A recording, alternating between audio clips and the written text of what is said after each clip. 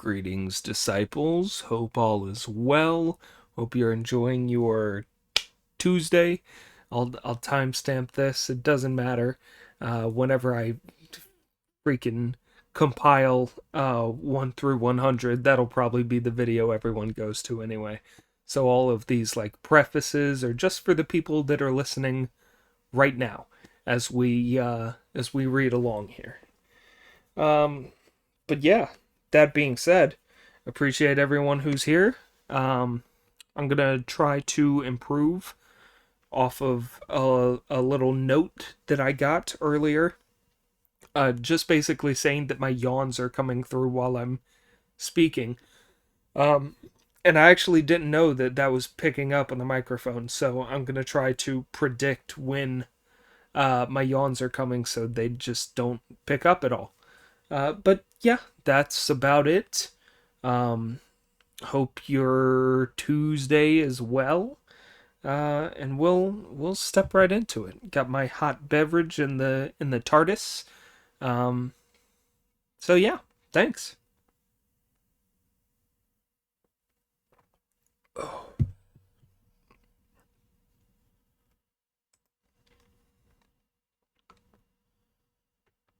Chapter 44.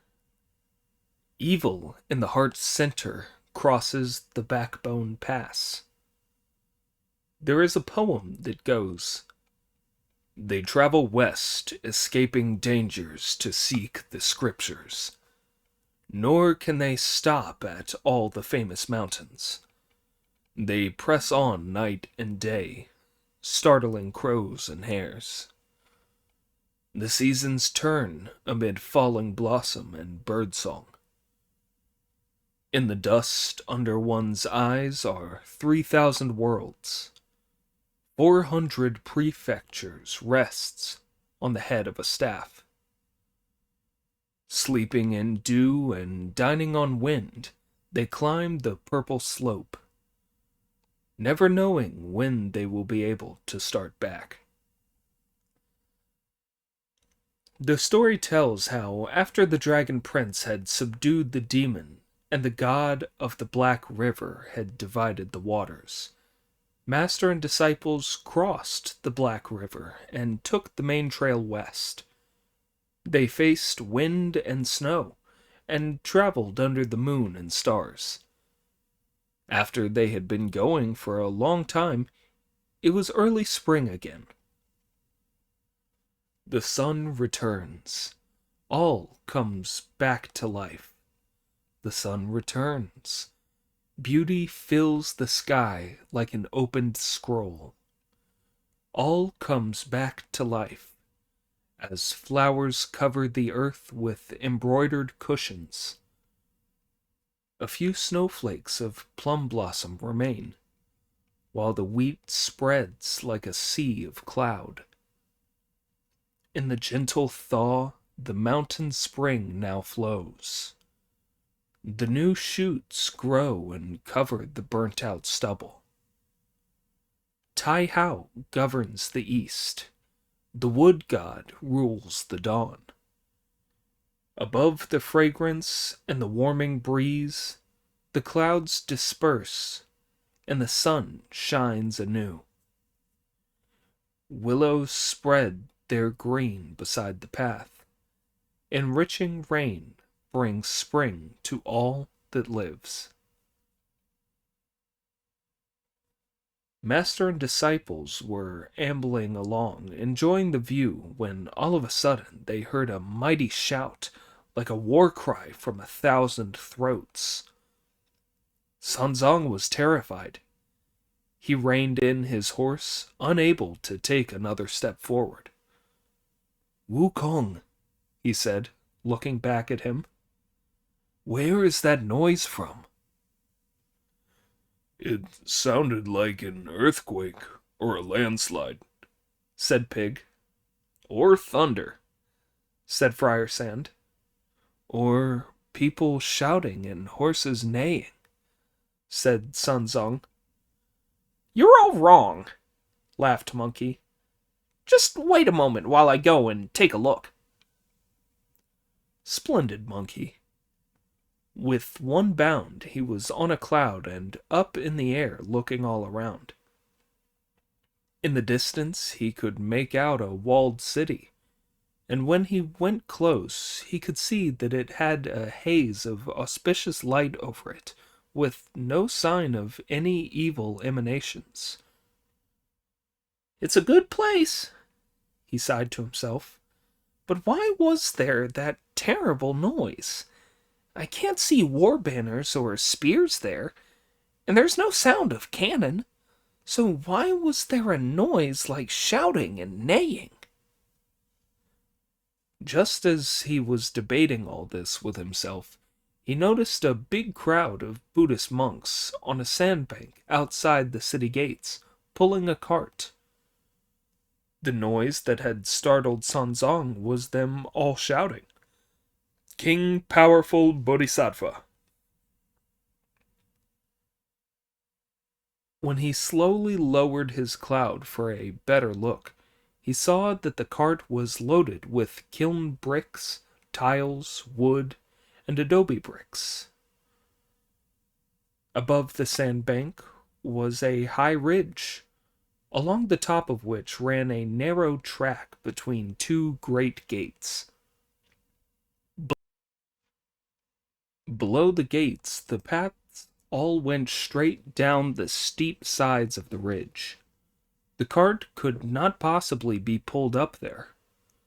Although the weather was so mild and pleasant, the monks were all dressed in rags and looked thoroughly poverty-stricken. "I suppose they must be building a monastery," thought Monkey, "and are having to do the work themselves because it's harvest time here and they can't hire any labor." He was still not sure when he saw two young Taoist priests come swaggering out through the city gates. Just see how they were dressed. Star crowns on their heads, brocade and embroidered cloths.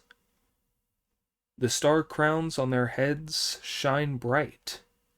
The brocade and embroidered clothes float like sunset clouds. On their feet are cloud-treading shoes. Round their waists are silken belts. Handsome and clever faces, round as the moon. Bodies as elegant as the immortals in heaven. The approach of the Taoists made the Buddhist monks all shake with fear as they redoubled their efforts and pulled harder than ever at the cart. "Ah!" thought Monkey as he realized what was up. "The monks must be scared of the Taoists. Why else would they be pulling so hard? I've heard people tell of a place on the way to the west where they believe in Taoism and persecute Buddhist monks. This must be it. I was going to report back to the master, but he'll be angry with me if I don't discover what it's all about. He'll say that a clever chap like me ought to be able to find out the truth. I'll go down and ask what's happening so I can tell the master." But whom was he to ask? The splendid great sage shook himself and turned into the likeness of a wandering Quan Shin Taoist, with a food basket over his left arm, as he beat on a bamboo drum and sang Taoist songs. Monkey walked towards the city gates and bowed in greeting to the two Taoists, saying, "Humble greetings, elders in the way." "Where are you from, sir?" the Taoists asked, returning his greeting. "I wander and roam from the corners of the sea to the edge of the sky," Monkey replied. "I am here today to beg from some pious household. Could you two elders tell me which streets and which alleys in this city love the way and its followers? I would like to beg for some food." What a depressing way to talk, sir, said one of the Taoist priests with a laugh. What's so depressing about it? Monkey asked. Isn't it depressing that you want to beg for food? Asked the priest. But we men of religion have to live by begging, said Brother Monkey. If we don't, we can't buy our food. The Taoist priest laughed again and replied, You're a stranger here, and you don't know about our city. Here it's not just the civil and military officials, the rich and the elderly who love the way and its followers. Young and old, men and women alike, everyone offers us food when they see us, but all that is hardly worth mentioning. By far the most important thing is that His Majesty the King is a devout lover of the way and its followers. I'm young, said Monkey, and I'm a stranger from far away. I didn't know that.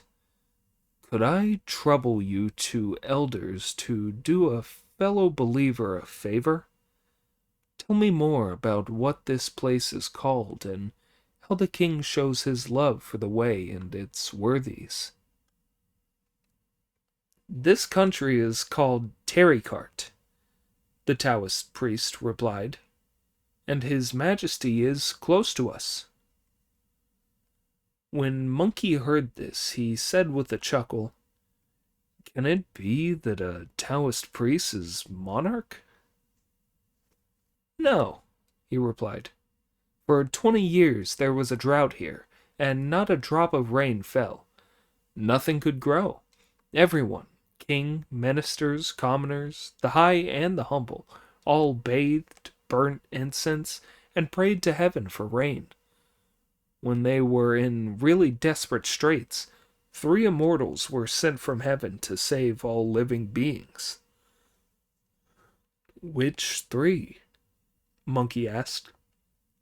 Our masters, the Taoist priest replied. May I ask their titles? Monkey asked. Our senior master is the great immortal Tiger Power, the Taoist replied. Our second master is the great immortal Deer Power, and the third master is the great immortal Antelope Power. What sort of magic can your 3 masters perform? Monkey asked. They can summon up wind and rain with a flick of the hand, the Taoist said, and change water into oil or stone into gold, as easy as turning around. Their magic arts enable them to control the creation of heaven and earth, or to alter the positions of the stars. Our king and his ministers treat them with great respect, and they are now relations of ours. Your king is very fortunate, said Monkey. As the saying goes, magic moves ruler and minister alike. If your masters have those powers, and the king treats them as his relations, they must have been very good to him. Oh dear, I don't suppose that a poor Taoist like myself is fated to meet your venerable masters. No problem about meeting them, said the Taoist. We too are his favorite disciples. Besides, our masters are such lovers of the way and its followers that they only need to hear the word way to come right outside to welcome a visitor. For us to take you in there would be as easy as blowing away ashes. Monkey chanted a deep and respectful re-ear, and then said, I would be very grateful for an introduction. Let's go in. Wait a moment, said the Taoist. You sit here while we finish the jobs we have to do. Then we'll go in together. Priests ought to be completely free and unconstrained, said Monkey. What jobs do you have to do? The Taoist pointed towards the Buddhist monks on the sandbank and said, They're working for us, and we have to call the roll to make sure they don't start slacking. You elders have got it wrong, said Monkey with a smile. We Buddhist and Taoist monks are all men of religion. They shouldn't be working for us and answering roll calls. You wouldn't know that when we were all praying for rain that year, the Buddhists were on one side praying to Buddha, while we were on the other side praying to the Great Bear. We both asked the court for grain, but the Buddhists turned out to be useless. They got no results by reciting their sutras, and didn't help in the least. It was our masters who came along, called up wind and rain, and saved the people from their distress. The king was so angry with those useless Buddhists that he had their monasteries torn down and their Buddha statues smashed. He revoked their ordination licenses and refused to let them go home. Instead, he gave them to us to work for us as slaves. They do all our cooking and cleaning, and they look after our gates. Because our residence out here hasn't been finished yet, we've made the Buddhists drag the bricks, tiles, and timber here to do the building for us. We too have been sent here to keep an eye on them and make sure they don't start slacking. When Monkey heard this, he held on to them and said through his tears, I said I wasn't fated to meet your masters, and I was right. Why won't you meet them? The Taoist asked. I have come here on my wanderings for 2 reasons, said Monkey. One is to make a living, and the other is to find a relation. What relation? The Taoist asked. I have an uncle, Monkey replied, who left home to have his head shaved and become a Buddhist monk when he was very young. During a famine years ago, he went away to beg. He hasn't been back since, and I'm looking for him out of a sense of duty to our forebears. I expect he's been detained here and can't escape, but there's no way of knowing. If I could just have a look for him and see him, I'd be able to go into town with you after that. No problem, said the Taoist. We'll sit here while you go down to the sand and check them over for us. Just make sure there are 500 of them. See if your uncle is among them. If he is, we'll release him, as you're a fellow Taoist. Then we can go into town together. Monkey was very grateful indeed. He bowed to them with his hands raised and headed straight for the sandbank, playing his bamboo drum. Once he was through the 2 sets of gates and had gone down the ridge, the monks all knelt and kowtowed to him. Master, one of the monks said, we're not slacking. Every one of the 500 of us is here and all pulling that cart. At this, Monkey smiled to himself and thought with a grin he did not show. These Taoists have got them so scared that they're even frightened of an imitation Taoist like me. If I were a real Taoist, they'd die of fright." Then Monkey said aloud with a wave of his hands, "Don't kneel, and don't be afraid.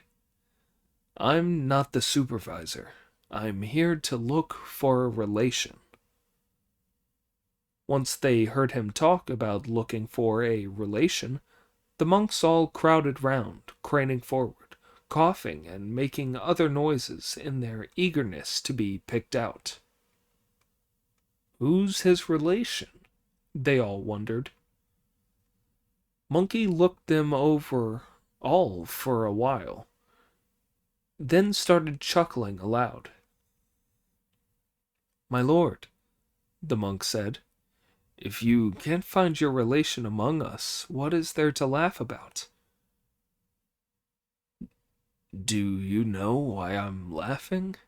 a monkey asked. "It's because all you monks are failures.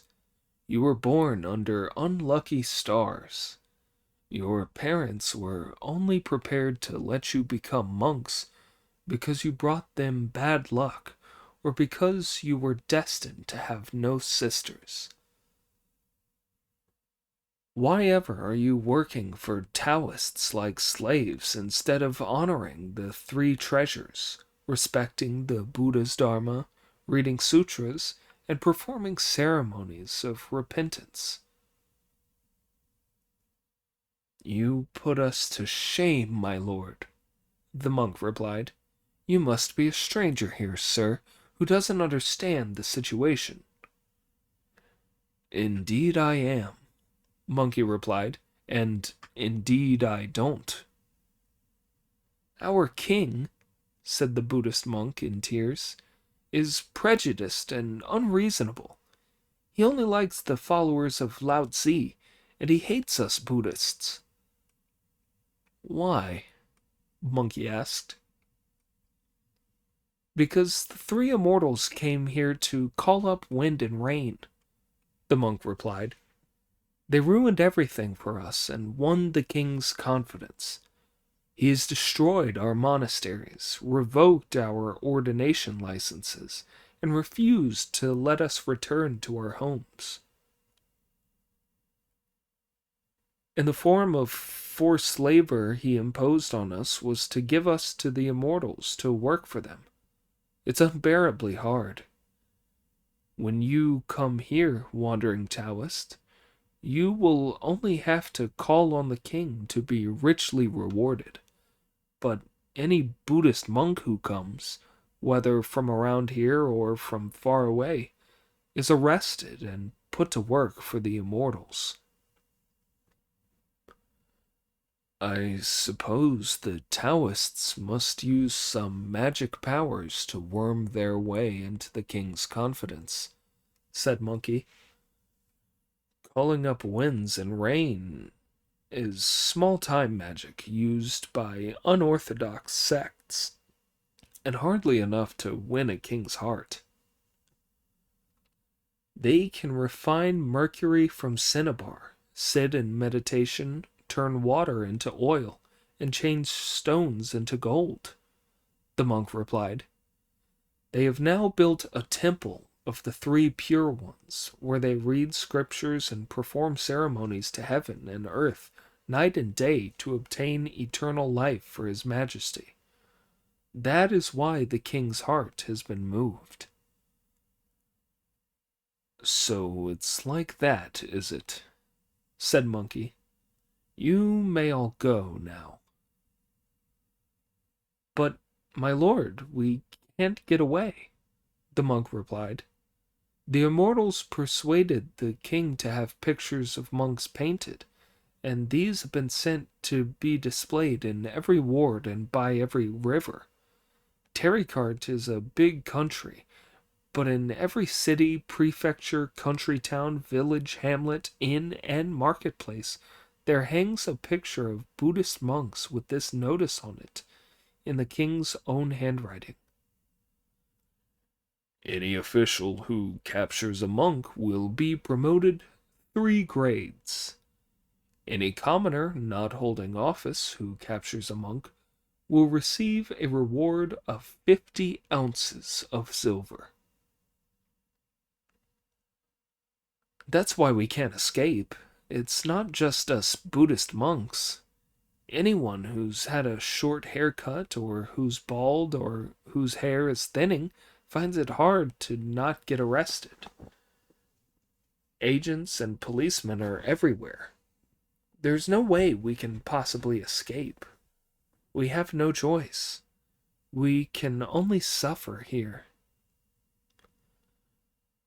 In that case, you'd all better die, said Monkey.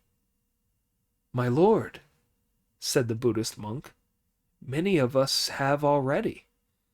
There were over 2,000 of us altogether, both us local monks and those arrested from elsewhere. 600 or 700 of us have died, and about the same number have killed themselves, because they could not bear the pain, the searing heat, the bitter cold, or the local conditions. We 500 are the only survivors. How have you managed to stay alive? Monkey asked. The rope broke when we tried to hang ourselves, or it did not even hurt when we tried to slit our own throats, or we floated and did not drown when we jumped into the river, or the poison we took didn't harm us. You're all very lucky, then, said Monkey. Heaven has given each of you perpetual life.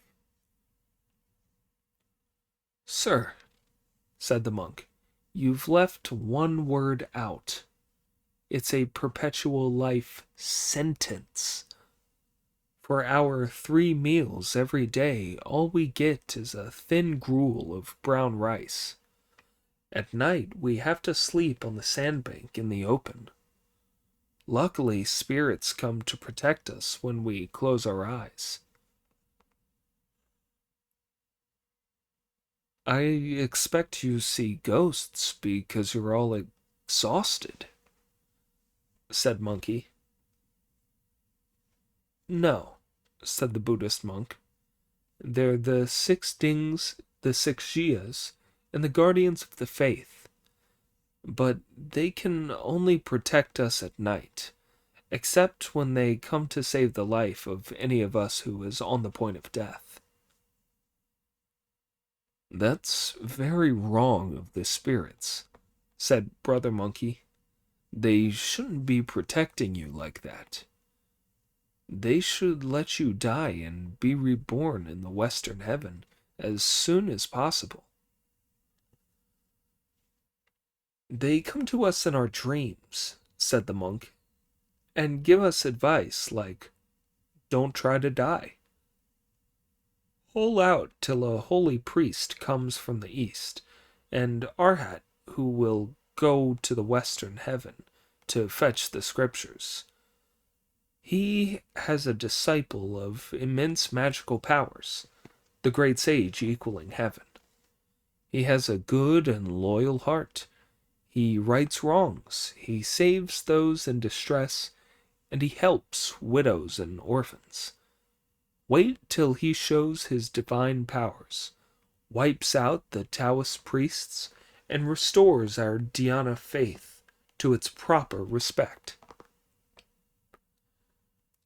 This pleased Monkey, though he did not show it as he thought. Whoever said that Monkey had no powers to his name? Before I even got here, gods and spirits spread my fame. He then hurried off, taking his leave of the monks and beating his bamboo drum as he headed for the city gates to see the Taoist priests again.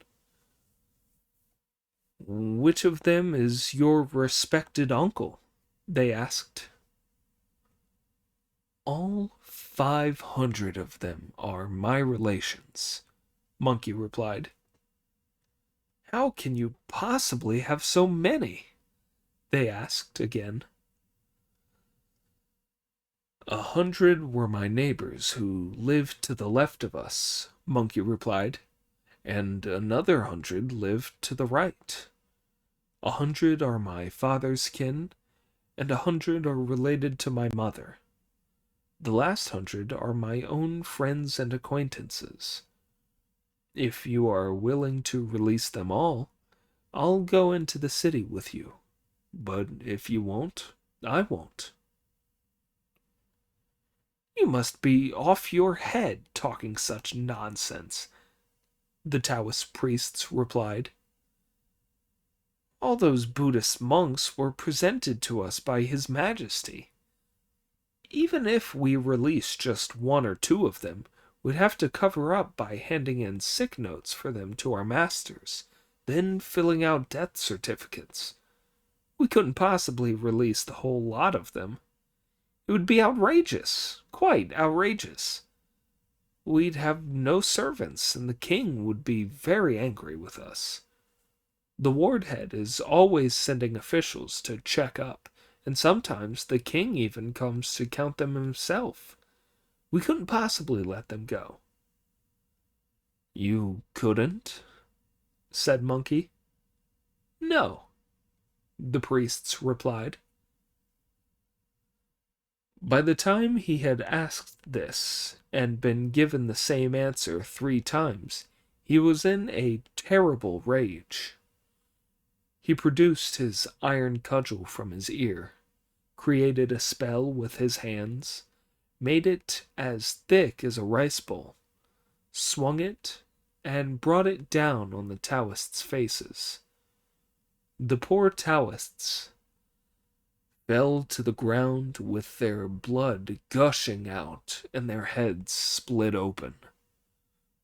Wounds that were gaping wide, brains scattered everywhere, both necks broken. When the Buddhist monks far away on the strand saw Monkey kill the 2 Taoists, they abandoned their cart and came running over, saying, "This is awful! This is awful! You've killed the king's relations."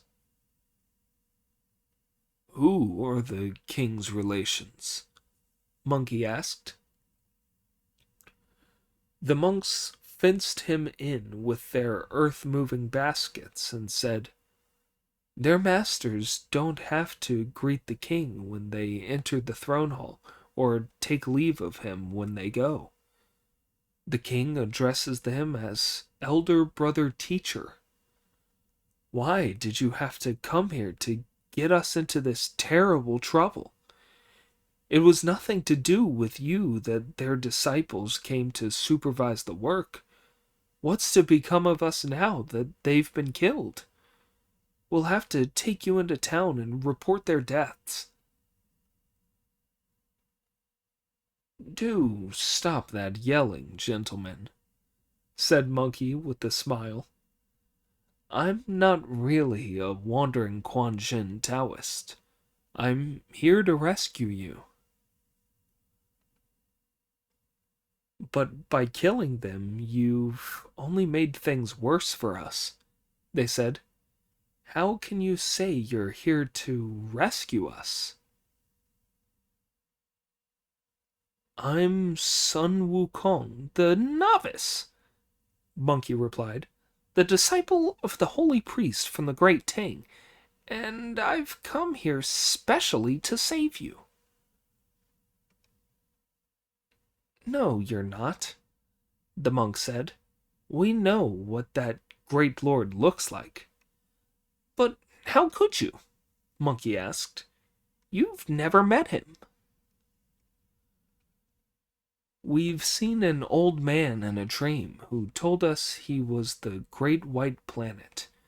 He told us what Sun the novice, or Monkey, looks like so that we wouldn't confuse him with anyone else." "How did the planet describe him to you?" Monkey asked him. To this the Buddhist monk replied, "He told us that the great sage has a brow that seems split open, 2 flashing eyes of gold, a head that's round, a hairy face, and sunken cheeks, we're told. Out of a pointed muzzle, sharp little teeth protrude. He looks much like a thunder god, and his conduct's very crude. He wields a cudgel of iron, with ends banded in gold, with which he smashed the heavenly gates, as a rebel in times of old.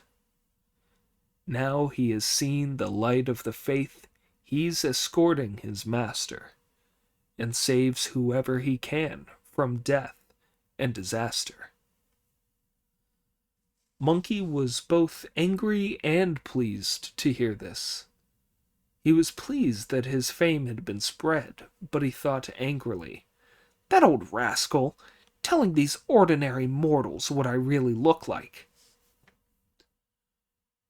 Then he found himself speaking aloud and saying, "Gentlemen, you're quite right that I'm not Son the Novice. I'm only a servant of his who's come here to fool around and practice making trouble. But Son the Novice is coming. Look over there." He pointed east, tricking all the monks into turning away while he resumed his true appearance. Only then did they realize who he really was, and fell to the ground to kowtow and say, "My lord, because we have only mortal eyes, we failed to recognize you in your disguise. We beg you to go into the city, subdue evil, and save and avenge us." "Come with me, then," said Monkey, and the monks followed him closely. The great sage went straight to the sandbank and used magic to make the cart go through the two gates and along the ridge, then lift itself right up and smash itself to smithereens. The bricks, tiles, and timber all went tumbling down the slope. "Scatter," he told the monks, "and keep away from me until I've seen the king and wiped out those Taoists tomorrow." "But, my lord," the Buddhist monk said, "we dare not go far. We're frightened of being arrested by officials and brought here to be flogged and punished in other ways. It would only make things worse for us." "In that case, I'll give you some magical protection," said Monkey. The splendid great sage then pulled out a handful of hairs and chewed them into little pieces, one of which he gave to each of the monks. "Keep it inside the nail of your third finger, bunch your fingers together, and just keep walking," he told them. "Nothing will happen unless somebody tries to arrest you. If anyone does, clench your fist and shout, 'Great Sage equaling heaven!' Then I'll come and protect you." "But, my lord," the monk said, "what if you're far away and out of sight? What if you don't come when we call? Whatever shall we do?" "Don't worry yourselves," said Monkey. "I'll keep you completely safe even if I'm thousands of miles away." One of the bolder spirits among the monks clenched his fist and said, "Great Sage equaling heaven," under his breath. A figure like a thunder god holding an iron cudgel appeared before him, so terrifying that not even a huge army would have dared to approach him. Then over 100 of the monks called out, and over 100 great sages appeared to protect them. "Truly a miracle, my lord," the monks all said, kowtowing. Monkey then told them to say, "Quiet," for their protectors to disappear again. Then they all said, "Quiet," and the pieces of hair were once more tucked behind their fingernails. Only then were the monks all happy to disperse and make their escapes. "Don't go too far," said Brother Monkey, "and keep your ears open for news of me. If a notice is issued recalling Buddhist monks, come to the city and return my hair." The 500 monks then scattered in all directions. Some went away, and some stayed where they were.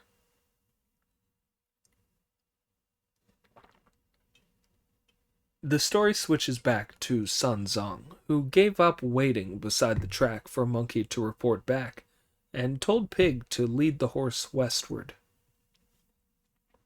They met monks hurrying away, and when they were close to the city wall, they found Monkey with a dozen or so monks who had not yet gone. "Wukong," said San Zong, reining in his horse. "Why did it take you so long to get back from investigating that noise?" Monkey led the dozen or so monks in performing obeisances before San Zong's horse, and then told him everything that happened. San Zong was horrified. "What are we to do if that's the way it is?"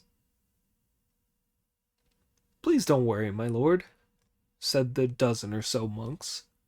"His Honor, the great sage Monkey, is a god down from heaven whose divine powers are tremendous. He will most certainly be able to protect you. We are monks from the Deep Wisdom Monastery, a royal foundation in the city. Because our monastery was founded by the great-grandfather of the present king, and there is a statue of him there, the monastery has not been demolished, although all the others in the city, big and small alike, have been torn down. We would like to invite you to come straight into town to stay in our humble monastery. The great sage Monkey is bound to find some way of copying at court tomorrow morning." "You are right," said Monkey. "Very well then, let us go into the city without further delay." The venerable elder then dismounted and went on foot to the city gate. The sun was setting in the west as they crossed the drawbridge and went in through the triple gates. People in the streets turned away when they saw the monks of the Deep Wisdom Monastery leading a horse and carrying luggage. When they reached the monastery gates, the travelers saw a large sign over them reading, "Deep Wisdom Monastery, founded by royal command." The monks pushed the gates open and led them through the hall of the Vajrapanis, before opening the doors of the main hall of the monastery. Sanzang covered himself with his cassock and worshipped the Buddha before entering. "Steward," the monks called, and an old monk came out who kowtowed to Monkey the moment he saw him. "My lord, are you really here?" he said. "Do you know which lord I am, bowing like that?" Monkey asked. "I can see that you are Lord's son, the great sage equaling heaven," the old monk replied. "We see you in our dreams every night. The great white planet is always coming in to tell them to us that we will only be saved when you arrive. Now that I have beheld your distinguished countenance, I know that it is the same as in our dreams. I am glad you're here so soon, my lord. Had you been a day or two later, we would all have become ghosts by then." "Please get up," said Monkey. "Things will be sorted out tomorrow." The monks then laid on a vegetarian meal for the master and his disciples, and tidied up the abbot's lodgings for them to stay in. They settled down for the night. A little before midnight, Monkey, who had too much on his mind to go to sleep, heard music outside, got up quietly, dressed, and sprang into the air to look around. To the south he saw lamps and candles burning bright, and when he brought his cloud lower for a close look, he saw that in the temple of the three pure ones the Taoists were performing a star ritual. What he saw was the high hall of the sanctum, the true holy shrine. The high hall of the sanctum was as majestic as Pengu's magic isle. The true holy shrine was mysteriously pure, like the Hualei temple. On either side, the Taoist priests played panpipes, while the celebrant in the center held a tablet of jade. They explained the elimination of disaster and preached on the way and its power. When the dust-raising dance was over, the talismans were issued. After making divine petition, all lay down in respect. When the water had been blessed and the spirits summoned, the fluttering flames of the candles rose up to the sky. When the pole star was located and the dipper paced out, clouds of fragrant incense filled the void. Fresh food was offered on the votive tables, and a rich repast of meatless food laid out. In front of the hall hung a pair of yellow brocade vertical scrolls on which were embroidered these words: May winds and rains come as they should. We pray for the boundless power of the heavenly honored ones. May rivers and seas be pure and peaceful. We beg for many a year of life for His Majesty. Monkey saw 3 old Taoists wearing their religious robes. He took them to be the great immortals, Tiger Power, Deer Power, and Antelope Power. Standing below them to either side were a crowd of 700 or 800 Taoists, holding bells, drums, incense, and divine petitions. Monkey was delighted. I had meant to go down and fool around with them by myself, he thought. But one strand of silk can't make a thread, and one hand can't clap. I think I'll go back and do Friar Sand and Pig a good turn by letting them join in the game with me.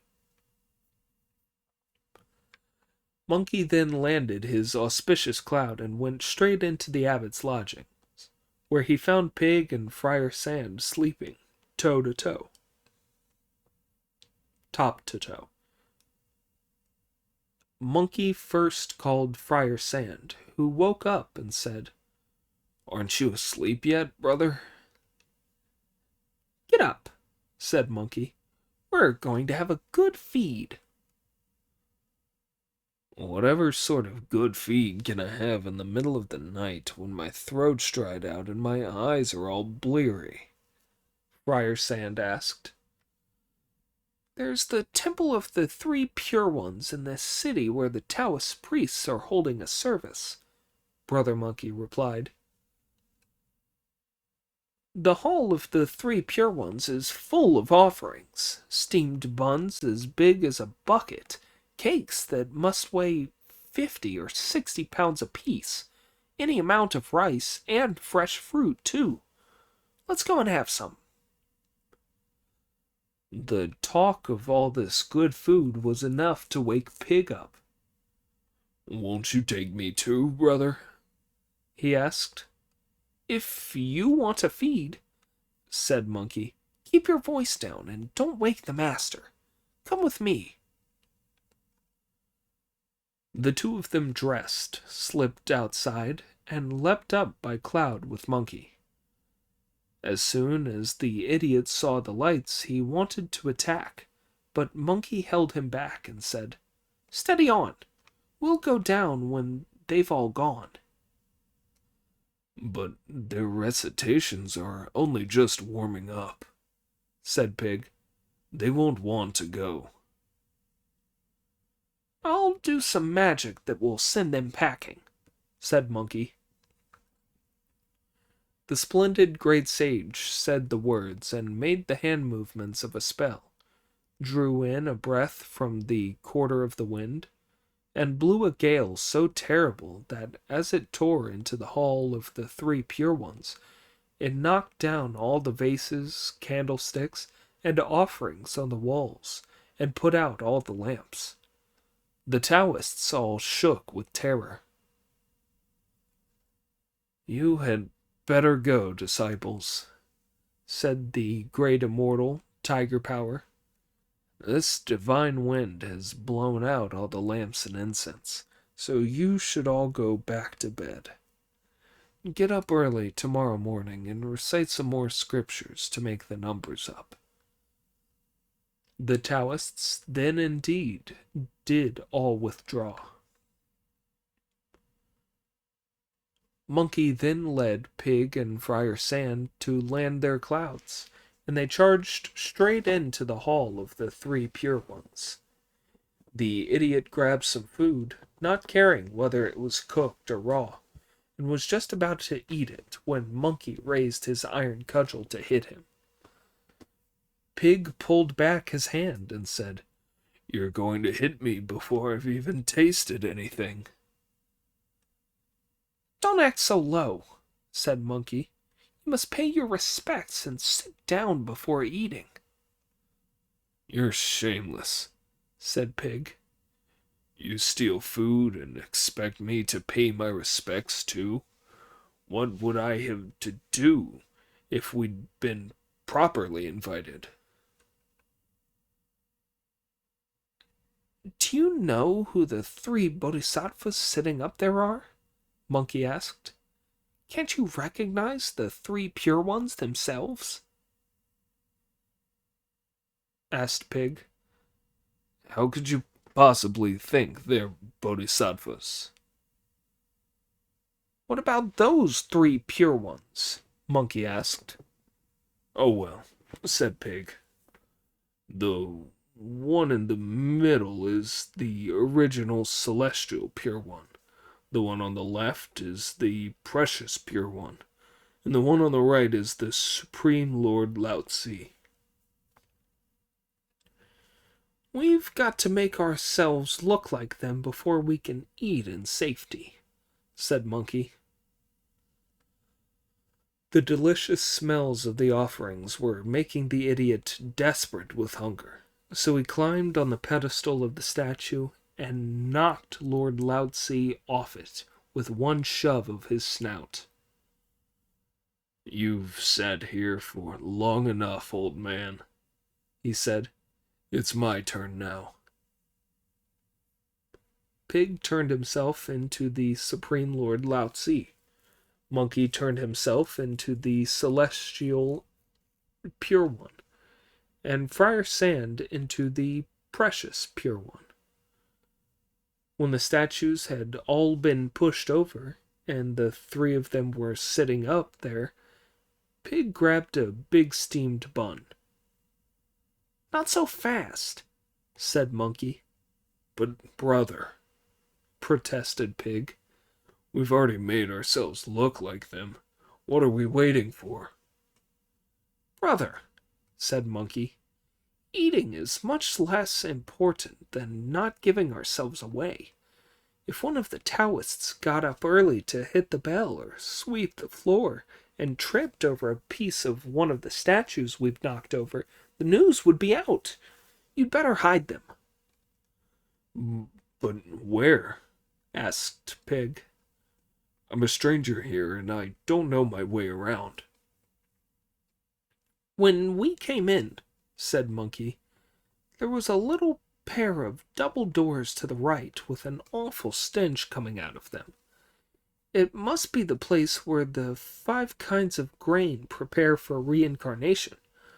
Put them in there. The idiot really did have some brute strength. When he leapt down, he put the 3 statues over his shoulders and carried them out. On kicking those doors open, he found that it was in fact a big laboratory.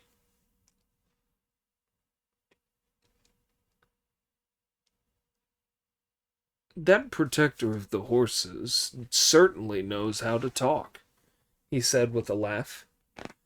He even made up a fancy Taoist name for the shithouse, the place where the 5 kinds of grain prepare for reincarnation. Before tipping in the 3 statues he was carrying, he mumbled a prayer. 3 pure ones, hear my prayer. We have come here from afar to wipe out evil spirits. We wish to enjoy your offerings, but there was nowhere we could sit, so we've had to borrow your pedestals for a while. You have been sitting there long enough, and now you can go into the cesspit. Normally you have no end of things to eat, and you are pure Taoists, but today you'll have to taste some filth and be stinking, heavenly honored ones. His prayer said, he threw them in with a great splash that covered half his tunic with evil-smelling liquid. When he went back into the hall, Monkey asked them, "Did you hide them properly?" "I hid them well enough," the idiot replied, "but I splashed some of that filthy water on my clothes. I hope the stench doesn't make you feel sick." "Never mind," laughed Monkey. "Come and eat now. But you'll have to clean up before we go outside." The idiot turned himself back into Lord Lao Tzu, and the 3 of them sat down to eat their fill. First they ate the steamed bread, and then they went on to the assorted cold dishes, the rice, the pastries, the buns, the biscuits, the pancakes, the donuts, and the steamed pies. They ate whatever they felt like, not caring whether it was hot or cold. Now, Monkey was not much of a one for cooked food, so he just ate some fruit to keep the other 2 company. They cleaned everything up like shooting stars chasing the moon, or a wind sweeping the clouds away. When there was nothing else left to eat, they did not go, but stayed there chatting and entertaining themselves while they digested the meal. What a thing to have done! There was a young Taoist priest who had just gone to bed in his dormitory by the eastern cloister when he suddenly got up. "I left my handbell in the hall," he thought, "and if I lose it, my master will be angry with me tomorrow." "You go to sleep," he said to the other priest who shared his bed, "while I go to look for it." He was in such a hurry that he did not put his underclothes back on, but just pulled on his tunic and went straight to the main hall to look for his bell. He groped all around till he found it and was about to turn and leave when, to his consternation, he heard the sound of breathing.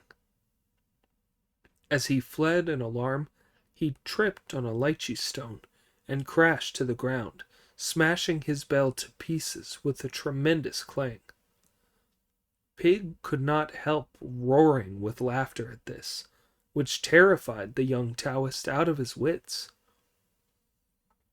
He staggered to the abbot's lodgings, knocked on the doors, and said, "Masters, disaster!" The 3 senior Taoists were not in bed yet, so they opened the doors and asked, "What disaster?" "I lost my bell," said the young Taoist, shivering and shaking. "I was looking for it in the hall when I heard a loud laugh that all but scared me to death." "Fetch lanterns," said the senior Taoists on hearing this, "and see what evil creature it is." This order was passed on to the priests, young and old, in both cloisters, who all got up, lit lamps, and went to the main hall to look. If you don't know what they found, listen to the explanation in the next installment.